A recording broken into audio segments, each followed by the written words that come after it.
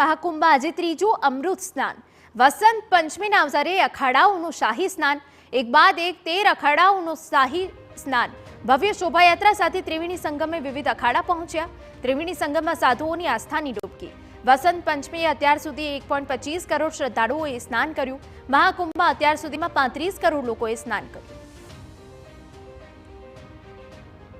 આજે વસંત પંચમીનો અવસર છે અને મહાકુંભમાં અમૃત સ્નાનનો ત્રીજો અવસર છે.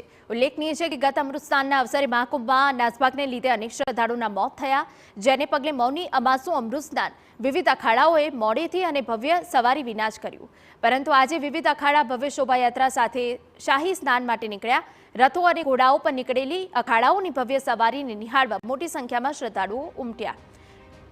ખુલ્લી તલવારો સાથે દંગ કરનારી કરતબબાજી સાથે નાગા સાધુઓ પણ આ મહાસ્નાનમાં જોડાયા.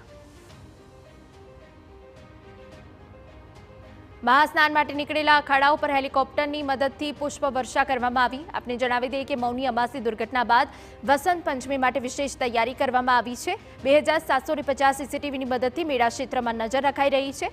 ડ્રોનની પણ મદદ લેવાઈ છે. ખુદ યોગી આદિત્યનાથ પણ સવારે 3.5 કલાકથી મહાકુંભની પડપડની ગતિવિધિ પર નજર રાખી રહ્યા છે. 60,000થી વધુ સુરક્ષાકર્મીઓ તૈનાત છે.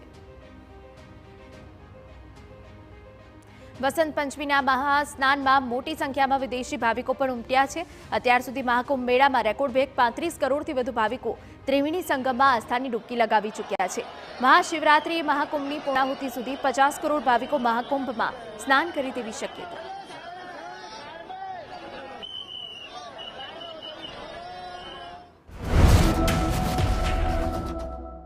ગુપ્તા